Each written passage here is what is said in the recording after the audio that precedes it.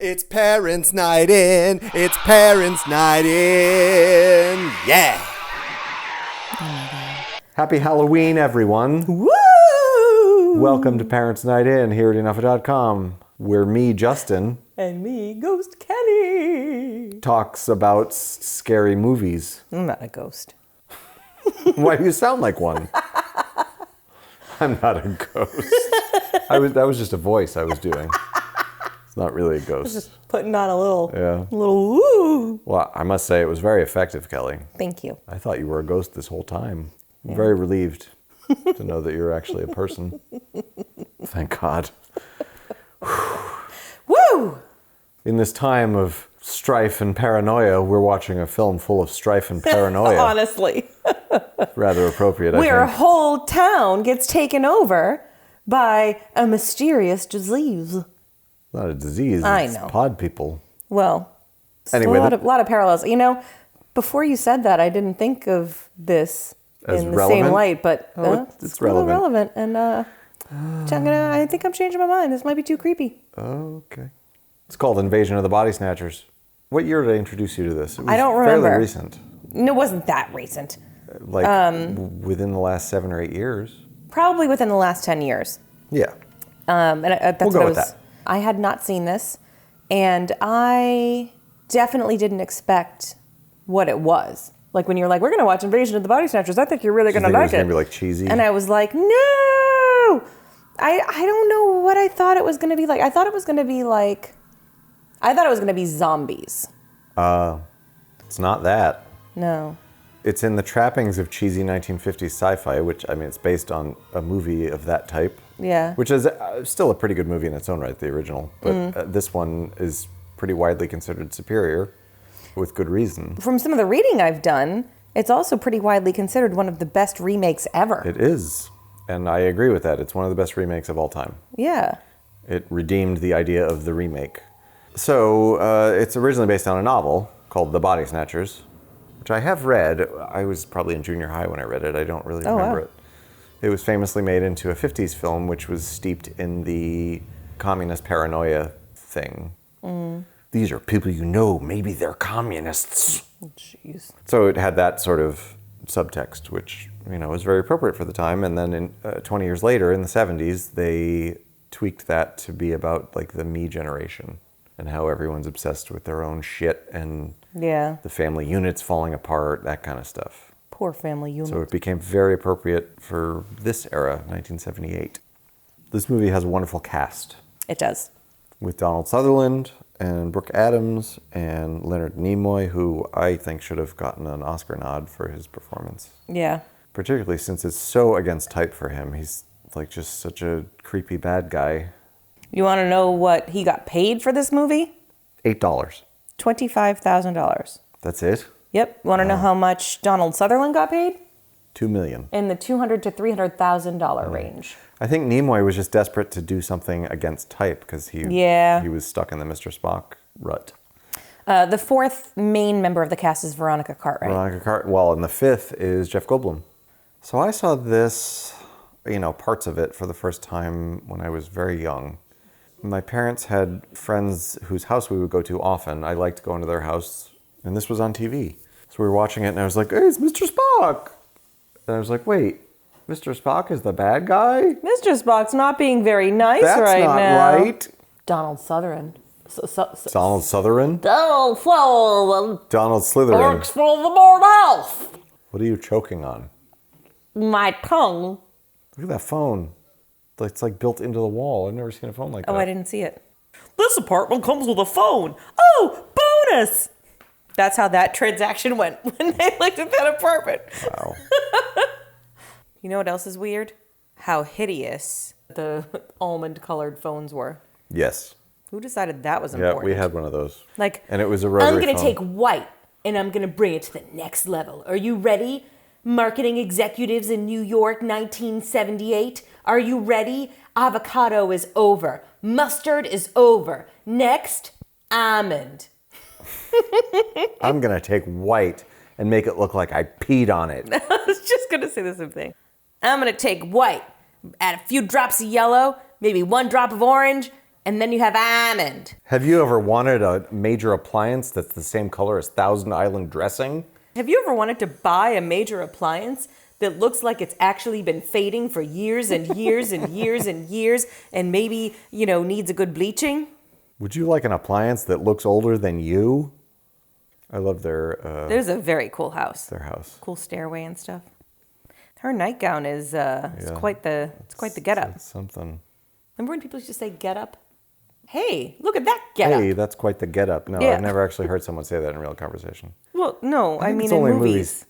Say, that's quite the getup. Where'd you get it? Macy's or Gimbel's? Oh, wow. There's already telegraphing all that gray shit in the garbage truck.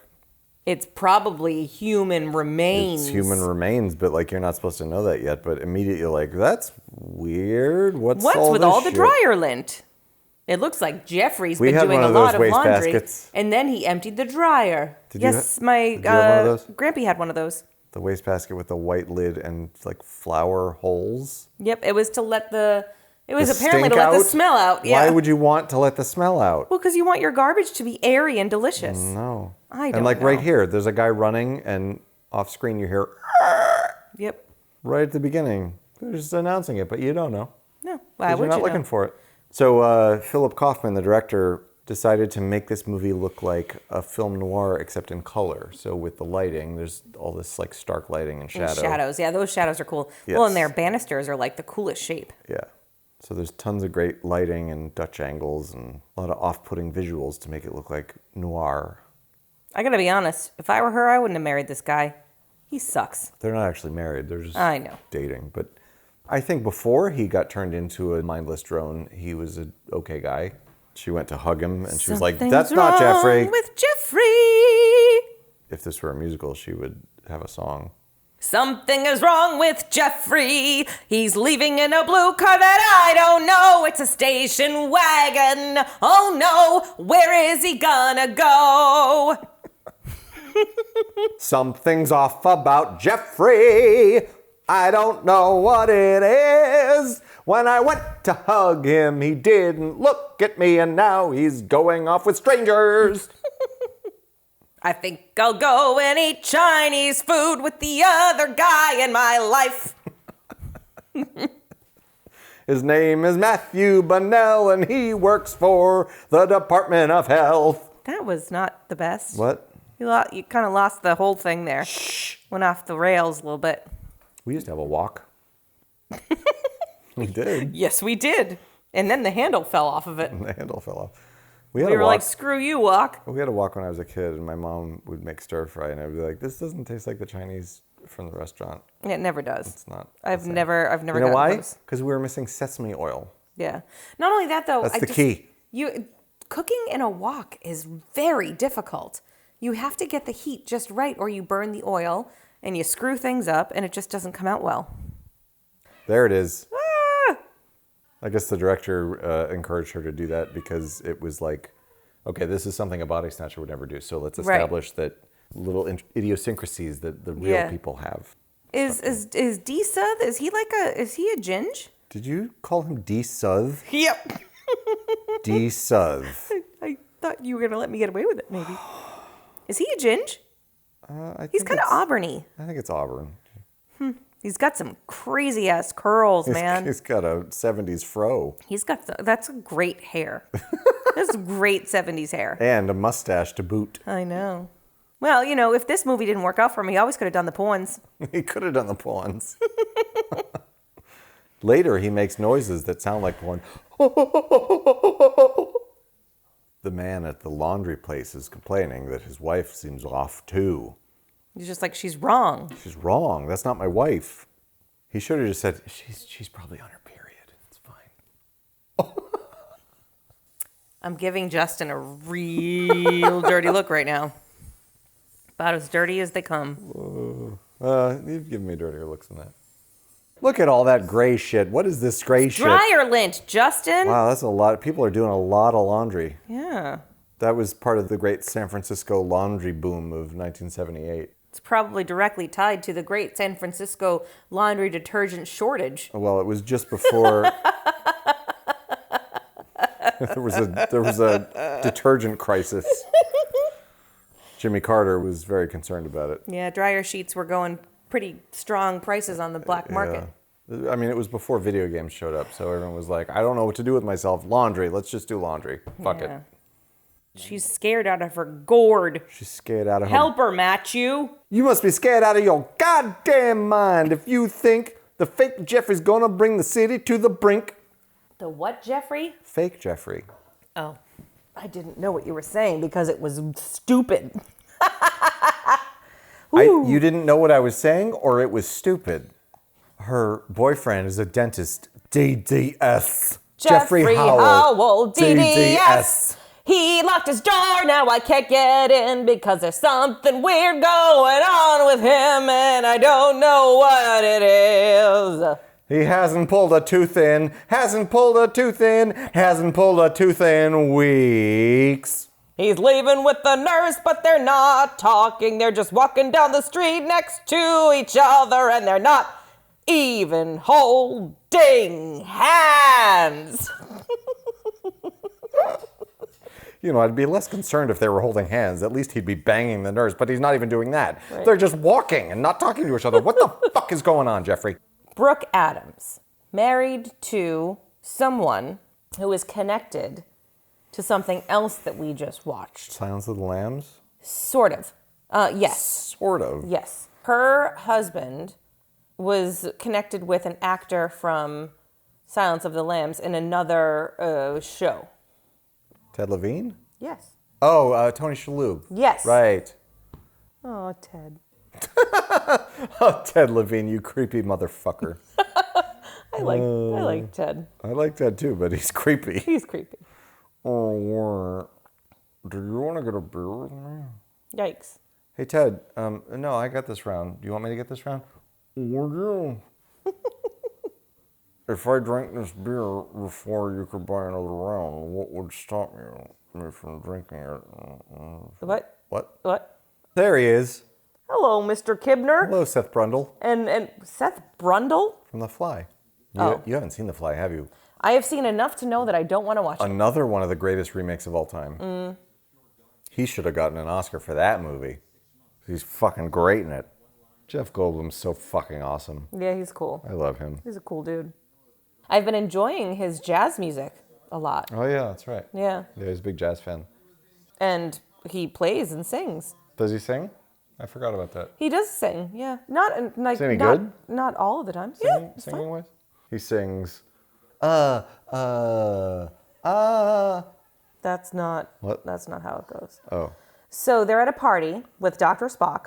With Dr. Spock. Yep. That's actually kind of funny. I know. That was Dr. Spock's heyday, wasn't it? Yes, it was. Yeah. And that's why I always laugh, because he plays like the Dr. Spocky kind. Yeah. A pop psychiatrist. Mr. Spock / Dr. Kibner / Dr. Spock Yeah. is trying to calm a woman who's flipping out. And Elizabeth is like, I know what she's going through. I can fix this. And Kibner's all, look at my one-handed glove. Yeah, why does he have that weird glove? What is that? It was... Is that like an archery glove? No, but I guess it wasn't. He purposely did it to sort of just stand out. Yeah, he just wanted to make him more distinctive and recognizable. Like Nimoy wasn't recognizable on his own. So Leonard Nimoy is not recognizable? He got the idea from a friend who wore it to cover a burn on his hand. Oh. I love Leonard Nimoy too. He was a national treasure. Yeah, he's cool. He's from Boston. He is from Boston. Well, what He was. He was one of the great ones. Like, I mean, he had like personal issues. He had alcoholism issues, and he and his son were very estranged. I don't know if you've seen the Spock documentary. I've seen the bits and pieces. Spockumentary. The Spockumentary.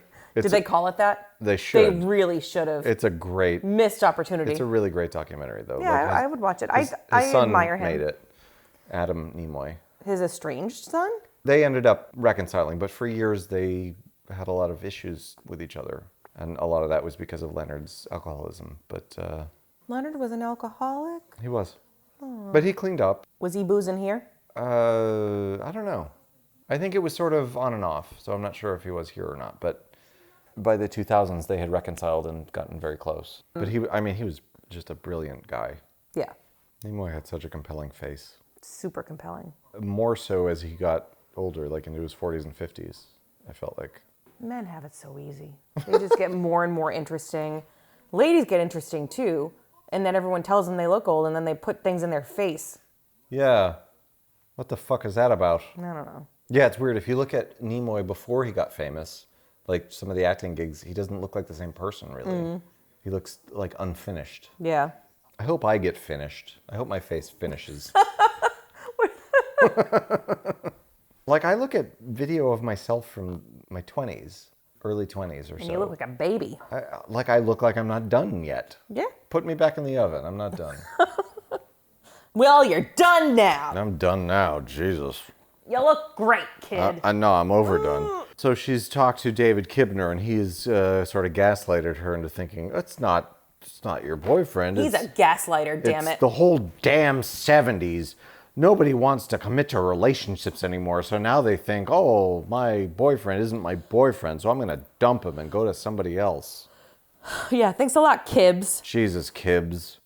Listen, Kibbles and Bits. Maybe Jeff Goldblum's right about you, you hack. I'm going to call him Kibbles and Shits. Kibbles and shits. Hey, Dr. Cock. Beam me out of this conversation, if you know what I mean. So my question is, when did he turn? Is the implication that he was always one of them? No, I don't get the impression that he was always one. I think he was. But none of them have the personality for it. What? They can't turn on that personality. I don't know, maybe he can because he's special. He's a psychiatrist. I don't think so. That was my impression, is that he, like, from the moment we meet him, he's already been turned. And he's a psychiatrist, so he can just alter his shit. I'm not going to join you on that one. What a weird business. It is a weird business. We run a mud bath place. We'll massage you and stick you in mud. We run a place where weird people come and lay in mud, and then you can touch them and stuff. Yeah, the mud bath thing is so fucking... It's like, there were so many weird trends in the 70s. Fondue and mud baths. The pet rock. Who the shag fuck got duped carpeting. into buying a rock? I just saw his muddy butt. This muddy butt. It was a guy like reading a book in the mud bath. He's getting mud all over his book. Oh no, I have a muddy butt. I didn't make it to the bathroom. There have been plenty of people who have mud butts. How would you like to massage this guy? Gah. It looks like it would be kind of relaxing, like a stress ball. What? Like A stress ball. Excuse me, could you sit at my desk next to me while I work naked so that I can squeeze your belly? You know those ones To where relieve like stress. there's like sand inside of a balloon? Okay, now turn like around. that. I'm going to grab your butt. It's like sand inside a balloon. Try not to get any mud on your butt. I don't want to grab your muddy butt. I don't want to touch your butt mud. If there was such a thing as a Parents Night In commercial, I think the tagline should be, I don't want to grab your mud butt. I'm not sure that conveys what we're about here on Parents Night In. This is what I'm saying. If there's one sentence that sums up Parents Night In, it's, I don't want to grab your mud butt. And they don't change the mud out? It's mud, Justin. So? How can it get dirtier than it already is? It's dirt. What if you took a dump in the mud? That's dirtier, isn't it? Maybe it's sanitary mud. Maybe it's self-cleaning mud. Self-cleaning. Yeah, it's got like just like a pool. It's got like a filter and a return. I'm so relaxed, I'm going to shit in the mud. Good luck cleaning that out. This has gone further than I had hoped. That's like finding a shit in a mud stack. What are you drinking tonight, Justin? It's a lovely transition. I am drinking Stag's Leap Cabernet. I'm drinking Le Double Double IPA by Burke's Ale Works. Hanover, Massachusetts. Hanover, Massachusetts, in our hometown. I always got the impression He's that... dropping her off at her house, and he's like, oh, Jeffrey's not here. Should we make out? So, well, what I was just going to say is I got the impression very early on, the first time I watched this movie, that he totally wants her. He's mad that she's with Jeffrey. It's very evident from the first scene. Yeah. There's Jeffrey. Oh, God. Waiting in the wings. Don't leave her there by herself. Don't leave her here with Jeffrey, because he's not really Jeffrey. He's gonna put her in a pot and then replace her, and then she'll be gray stuff. Oh, it's so creepy. Jeff Goldblum is freaked out by his double. Speaking of doubles. Oh! Shit, I'm switching to Dubla. Fuck, I wish I had thought of that. We should both be drinking doubles. Le Double. That's what we're going to call this movie from now on. Hey, what do you want to watch? How about Le Double? Invasion of Le Double. This movie is so 70s, there's like no color. It's brown and green and it's like all neutrals. Yeah. Oh, it was the 70s. Brown, green, right there. Brown and green and neutrals and Yeah, it's crazy how much green and brown is in this movie. His shirt is green. The curtain behind him is green. There's another curtain that's sort of beige and all of the brown. characters are all wearing like cream, He's wearing white, brown, and green. Green in the background. Yep. It's like the color of plant life. This is B&E right here, what you're doing, Matthew. He broke a window and he's B&Eing. He's B&Eing? The first two letters of his name are B&E. Coincidence? I think not. He's Matthew B&E-L-N-L. B&E&L? B&E&L. And now he's got to climb up 95 flights of stairs. Good luck, Matthew B&L. Matthew B&L. He's like Danny ILO. Did they do a movie together? Yeah. He went upstairs with the garbage pail so that he could take out the lint. So that he could take out the trash that was his girlfriend. What are you doing? Taking out the trash that was my girlfriend. Thank you. I'll thank you to not ask me about my personal affairs. Making room for my new girlfriend who doesn't ever get angry with me because she has no emotions at all. What is their plan? Like once they get rid of take all the over the people, world. but then to do what? To rule it. To just walk around in pods? Kelly, they're basically just Republicans. Yeah, but they... Oh, no. He says body weird. Yeah. I would like to report a body. I would like to report a buddy. Like your buddy did something illegal? No, a buddy.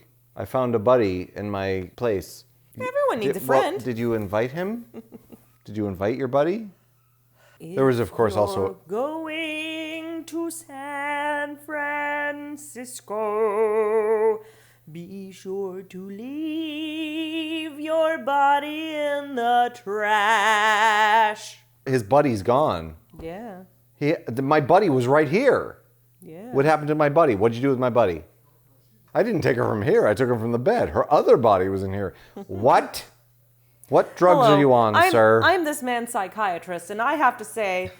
I'm this man's psychiatrist, and I have to say, he's well off his meds. I apologize. The other layer of subtext in this is 70s paranoia about mistrust of authority. Because this was in the wake of Watergate, where people did not trust the government anymore. So the era was rife with conspiracy theories and such. 2020's been a weird year. It sure has. We've been spending a lot of time at home and seeing these people being afraid to go outside because they might bump into the pod people who will turn them into pod people. Oh. Familiar. Yes, this is very poignant actually right now. Yeah. People are afraid to go out of their house. People are afraid of infection. Like, you know what? I feel like I'm safer in here with all you people because I know you people, and you people are safe. I know all 10 of you people who listen to our show. Also, Wait. You can't transmit anything through a microphone. It's true, you can't. Except noise. It's true, ma'am, you can't. Noise. Just sound. Sound. Sonic waves. Bad jokes. So, the reason I think that he was one of them all along is right here. Because he leaves Matthew's apartment, and then he goes and he gets in this car, and he just goes, the sooner the better. The sooner the better what? Replace them. Jeffrey was sitting right next to him in the car.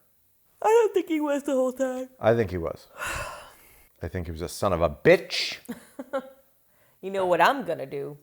I'm gonna look it up on Google. I'm gonna guess it's probably open to interpretation. I'm gonna see what the consensus is. Okay. I'm gonna look for a consensus. A consensus. Was Dr. Kibner Always a pod man. Yeah, they really play up the 70s conspiracy theory thing. Yeah. But of course, since everyone's got a conspiracy theory back then, no one will listen to them. The casting of Nimoy as Kibner is brilliant. Here is an actor audiences have been conditioned to trust as a kindly, if dispassionate, creature of intellect. And he becomes a non-kindly, dispassionate creature of intellect. He's the anti-Spock. They suggest that mayhaps he's the leader. Well, yeah, I mean, that's sort One of of the the leaders. That's sort of the implication is that he's one of the leaders of the So the new age is going to take over the world and turn us all into pod people. One thing about these body snatchers is they're real gaslighters. They're always like, why are you so emotional about everything? Why are you so emotional? Stop being emotional about something. Yeah. Yeah. I can't find anything on it.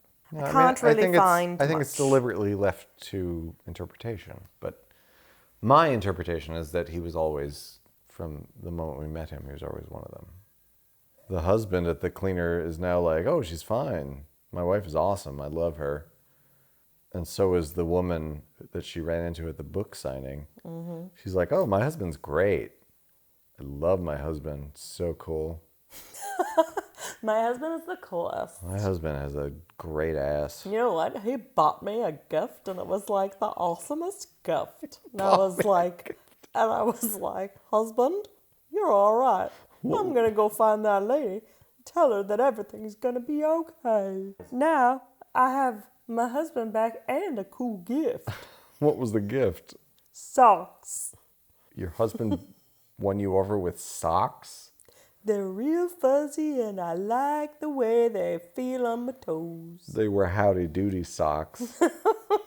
I loved Howdy Doody as a little girl. They actually used like a baby heart monitor for that. Yeah, that's right. And the sound designer was the same guy who did Star Wars. Oh. Ben Burt. Man's genius. Mr. Burt. Hey, Burt. So gross. Burt, you did design sound, Burt. He destroys his other self, his other buddy. Why are you destroying your buddy, Matthew? That's pretty gory. It's so gory. This movie's PG, by the way. I know, and that was one of the other things I read was like, this guy was like, I don't know how this got a PG rating. Well, because it's not a person. It's just like a plant thing. I know, but it's pretty graphic. It's so realistic looking. Yeah. I expected the whole movie to be like that. Like, I can handle that once. That's about all I got. No, the rest of it is all psychological. Yep. I know there's a lot rhyming, but it's all psychological. I knew you were going there. Yeah. I can't hear that word Psychological. at the end of a sentence without thinking of Ace Ventura. yeah. Jack has decided to sacrifice himself. She chases him because she can't let him go. No, well, it's her husband. If I ran off, would you chase me? Hell yeah, I would. I thought you were going to say, no, fuck you. You're on your own, double. Listen, Mr. Dubla. Listen, Mr. Fig, Justin. I'm running off with my friends. I'm going to call you Justin. Get it? Justin. Surely you jest. Fake Justin. Oh, Berksale Works. That is a fine dubla. It is. It's good. That makes me want to give up my entire life and become a clone. Mm-hmm. Do, do, do, do, do, ba, do, blah, do, do, do, blah, do. That's the commercial. I've heard better. You know what, Justin? They don't all happen just like that. Do do do do do do do do do do do do do do do do do do do Berks Ale Works. That was decent. Okay. You're welcome for the idea. I'm gonna take credit where credit is due. You're welcome for the improvement. Ooh, they're in the slutty part of town. I like this. I like where this is going. That's my favorite part of town. That'd be a good trap you set up. You'd be like, oh, you looking for some action tonight? Actually, yes. Do you know who that is? No. You don't? Somebody famous. He's the director of the other movie. Oh, Don Siegel? Yep. Oh, yeah, the original. Do you know who told me that exciting news? Was it Google? Yep. I thought you were going to say, yes, it was. That's why I didn't, because that was the expected end. Wow, you're a regular Anthony Hopkins. Can't always give them what they expect. Do the opposite of what they expect, Clarice. You expected me to sing it, so I didn't. The next time you don't expect me to sing, that's when you're going to get it. Okay. Justin, guess who died? That would be a horrible way to announce that. America. Yeah, pretty much. Here's one of the most tentative kisses ever. Oh, I'm just gonna, take my lips and go, Oh, Did you get that? You know what? Donald Sutherland is a tender man. In case you weren't sure if I kissed you, I went, I think making that noise when you kiss somebody is probably not advisable. Kelly, I'll have you know, I've hooked up with many ladies going, And they were all like, ooh, I like that you went, I have no complaints about, This is really, Very educational. it's really something. It's a very educational episode of Parents Night In. God damn it, Spock. If you used your tricorder, you would see that I am very upset about this. I don't know what any of those words You would were. go, bloop, bloop, bloop, bloop. Captain, they don't like this idea. Mm-hmm. Non-interference is our prime directive. It's so sad. It sounded very Obama. We should not interfere. Captain, my tricorder says they don't want to be drugged. This must have been the scene where in one of these takes, she challenged Sutherland to a foot race, and she won, wearing heels and a dress. Oh, Brooke Adams, your legs move as fast as your eyes. Interestingly, those bagpipes playing Amazing Grace, which also happened in Star Trek II. Khan! Khan! Are you ashamed that you know that Star Trek II is Khan? I don't know what to think. I don't know what to be I don't ashamed even know what of to do anymore. I've been with you too long. Should I learn the bagpipes? No, Why? they're loud. You're loud. It's true, actually. Basically, every conversation with you is like talking to a bagpipe. Oh my God! Justin B! Empty the dryer! Would you please? Is this how you want to end this episode? We're not ending it yet. Is this how you want to end our marriage? Are we ending the marriage over this? I mean, that was mean. I can put up with a lot, but that's not one of the things I can put up with. I can put up with a lot, but one thing I cannot stand, sir. Elizabeth, you didn't stay awake like I told you to. God damn it. Oh, her face. Look at her face. That happened fast. It did happen fast.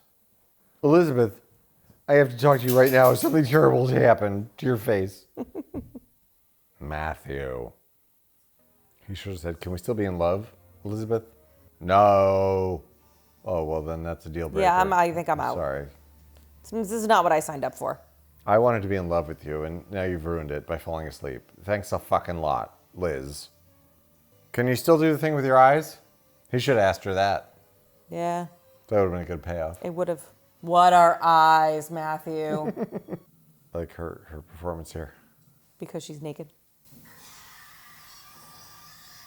Super creepy. Super creepy. She does that tongue flick thing. Plus, you know, she's naked. Apparently, they filmed that scene twice. Once she has clothes on because For they TV? Yes, they wanted to Yeah. show it on TV.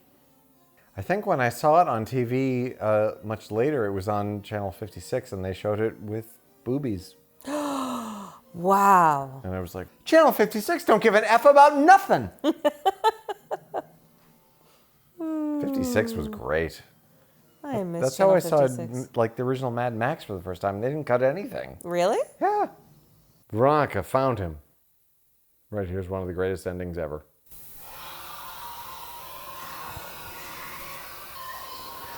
Matthew was one of them.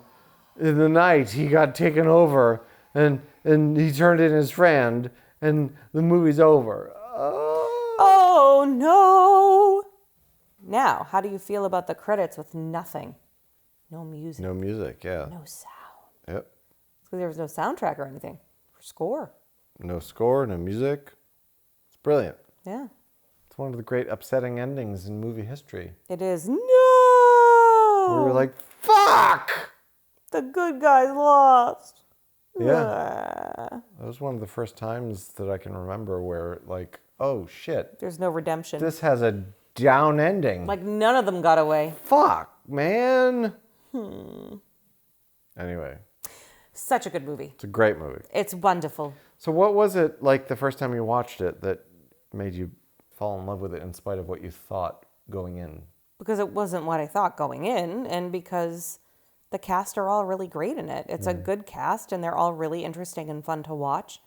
And I had no idea where the story was going. Even, like, I've seen this multiple times, and I always kind of forget how it ends. Like, I forget how long he's separated from her, and that they do a really good job of playing it off like he doesn't get captured until that last second. Yeah. But it's just really well done without, like, hammering you over the head with it. Yeah. And there's plenty of things for you to interpret on your own. How about you? I became aware of it as a kid. Obviously, I had seen part of it when I was very little. But the ending, that shot of him pointing and squealing, Yeah.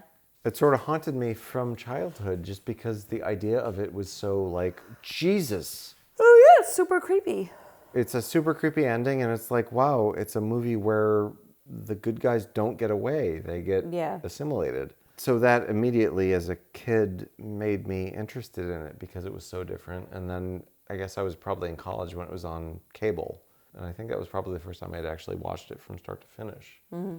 And I was waiting for that moment the whole time, but found myself caught up in the whole kind of paranoia of it because it slowly builds that.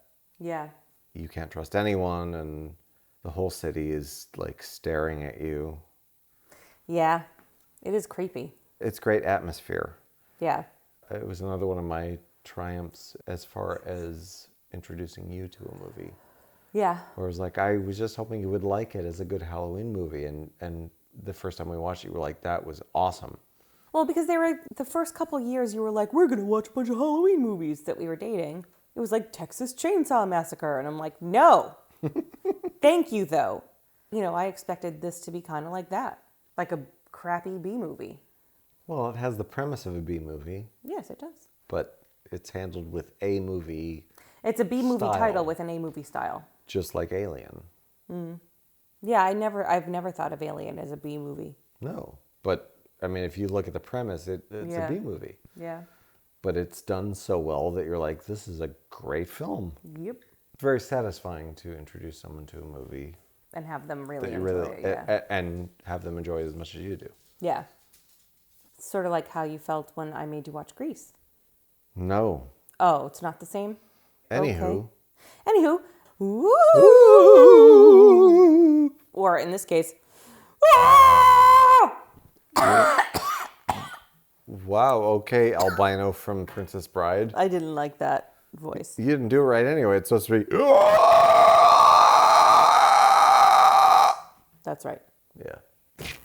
Wow. This fucking thing falls over like nothing lately. Maybe it's drunk. Yeah. The recorder has been drinking. Is it weird that I'm more in love with you than ever because you made a Tom Waits reference? No, it's The recorder has been drinking. Not me. Well, thank you for joining us tonight. Thank you for joining us for this Halloween episode. Yes. Halloween 2020, the creepiest time ever. I hope that this was actually you listening and not your plant double. Oh, geez. I hope that you've not been taken over By Le Double. Le Double, because that would be creepy. And It would double our listeners. Thanks for watching, everybody. Don't forget to click that subscribe button and follow us on Twitter, MeWe, and Facebook.